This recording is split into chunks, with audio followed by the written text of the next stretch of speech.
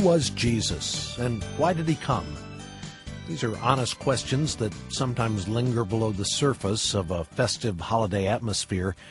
And in the days leading up to Christmas, Alistair Begg will address some of these important issues. Welcome to Truth for Life. Today's message is called, Who is Jesus? Here is Alistair Begg. The songwriter says that Christmas is the most wonderful time of the year. And of course, undoubtedly, it is for many of us our favorite season. But Christmas is also, for many people, a most disturbing and perplexing time of the year, because it highlights a number of questions which continue to bother and puzzle them when we think in terms of biblical faith. If you think in terms of the jigsaw puzzle of life, Christmas comes around and some of the pieces that we recall from last year were missing. We hope somehow or another they will have been found. We dip into the box, begin to put it together again, only to discover that the same gaps are present as the last time. Or, if you like to think in terms of the crossword puzzle, here we are again at 29 across and 15 down. We have no solutions for either of them, and consequently we cannot conclude the puzzle. Now, I'm thinking particularly in terms of the issue that is before us this morning, i.e. the question of the identity of Jesus Christ. The identity of Jesus Christ. Who was Jesus Christ, and why did he come? Now, for some people, their answer to that is straightforward and speedy. Jesus was just a man. The problem comes because they realize that although they affirm that quickly, there is so much about him that seems to be so much more than a man. It puzzles, intrigues, disturbs. At the same time, they come to the Bible and they discover that the Bible says that Jesus was actually God. But that just seems far too hard to swallow for many. And on the back of that, the idea which is propounded that Jesus could possibly be both God and man at the same time is really just beyond them. And it is not uncommon for people to say the idea that Jesus is both God and man is totally illogical.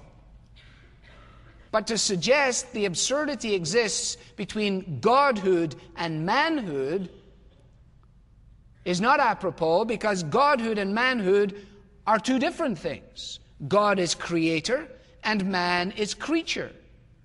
So why is it not logical that both divinity and humanity should coexist?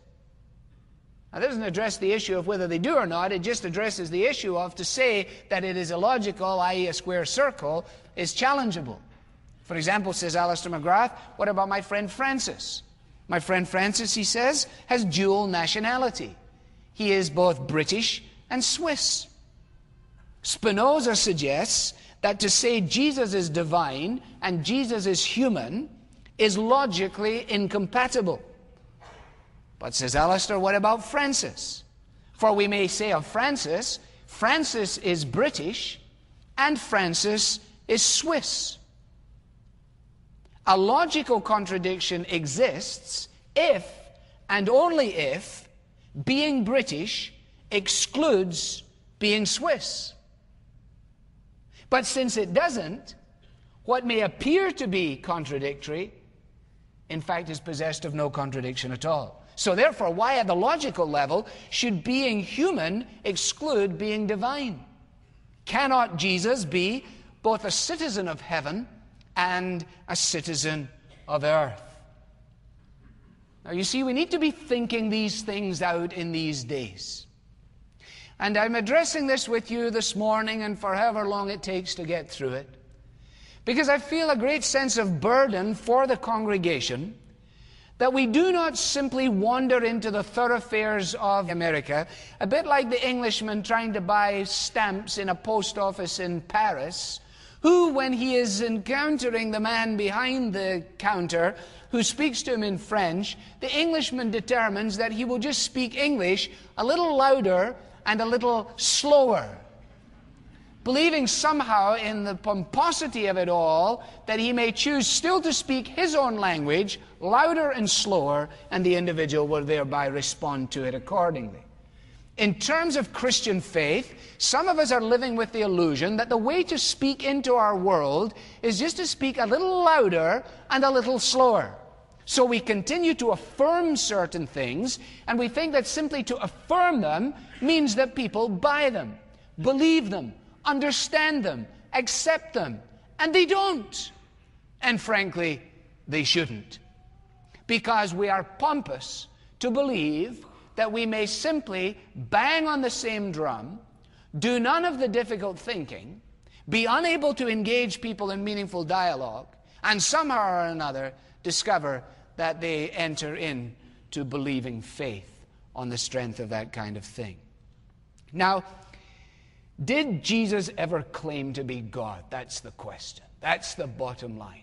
People say to us from time to time, well, I know that you say that he was God, but did he ever claim to be God?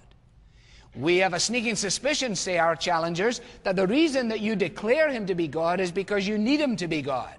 Because if you don't have him as God, then he's just one of many on the plane of world religions, and therefore Christianity has lost its dominant role in the world. Therefore, you want him to be God, so you read your conclusion into your presupposition, and you start from there.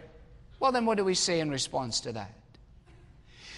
What we have to do is go and examine the evidence. And the evidence to which we turn, at least within this context this morning, is the Bible.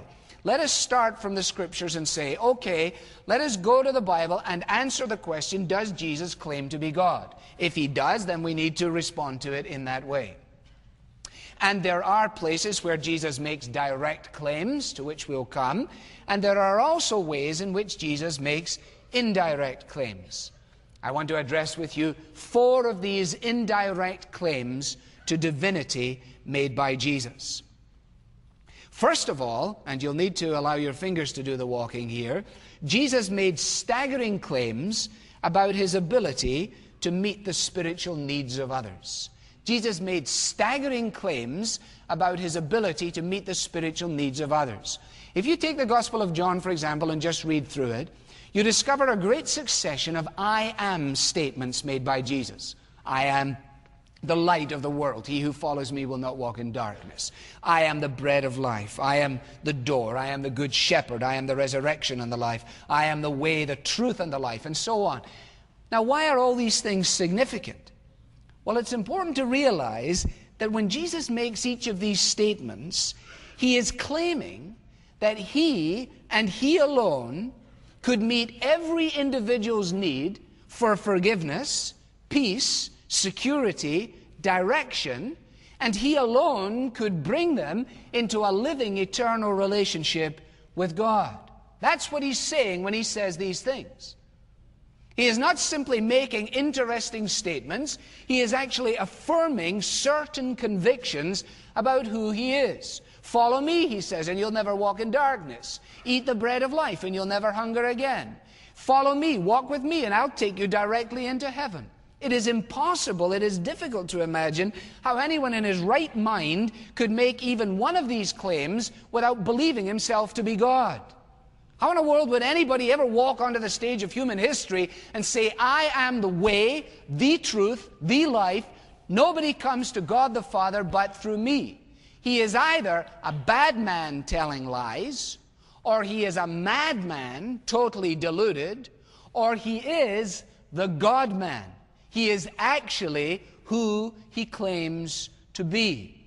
And so we need to be able to engage our friends at this level of dialogue and tell them, say, well, I'm glad you mentioned that, because when you listen to the claims of Jesus, they're quite incredible. We say to our friends, I know that you've got a problem with this idea of Jesus being divine, but look at what he said. Now, why did he say that? He either said it because he's a liar. Do you believe him to be a liar? No, well, I don't think he's a liar. Well, he either said that then because he was crazy. Do you think that Christ was crazy? No, I don't think so, because I see him heal people, and I see him welcome people, and I see him talk with people, etc. So I don't think he's crazy. Well, then who do you think he is? And the standard answer is, I think he was just a good man. Well, how can you have a good man who tells lies like this? He did not leave us the option of being a good man. He was either who he said he was, Or as C.S. Lewis says, he was on the level with a man who claimed to be a poached egg. Or he was a liar, or he was something worse. So when we examine the evidence, we see that he made these staggering statements and claims concerning how he alone could address the spiritual needs of others. Secondly, he made astonishing claims about his teaching. Turn to Matthew chapter 5, if you would. And addressing in the Sermon on the Mount the question of the Old Testament, he says in verse 18, "I tell you the truth, until heaven and earth disappear, not the smallest letter, not the least stroke of a pen, will by any means disappear from the law until everything is accomplished." Jesus is affirming the authenticity of the Old Testament. He is simply saying what others would say of the Old Testament scriptures, that they are from God, that they are factual, that they cannot be tampered with. Now, when you actually turn forward a number of chapters, some 19 chapters, into Matthew chapter 24, you discover that he says the same thing about his words. Matthew 24 and verse 35, "Heaven and earth will pass away, but my words will never pass away." Excuse me? We understand that about the Old Testament, Jesus, that the words of the Old Testament will never pass away, but now you're actually claiming that your words will never pass away? You mean like your words being like the Old Testament words? That's exactly what he meant. The words that I speak are the very words of God.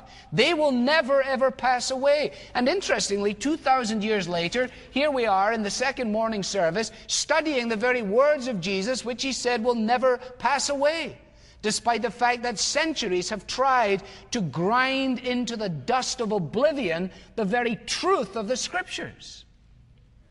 Go back to the Sermon on the Mount and listen to him as he takes false interpretations of the Old Testament and he corrects them.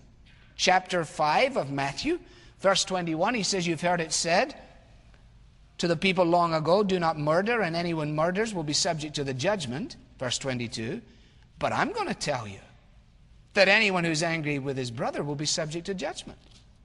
Verse 27, "You have heard that it was said," speaking of the Old Testament, "Do not commit adultery. But I tell you that anyone who looks at a woman lustfully has already committed adultery with her in his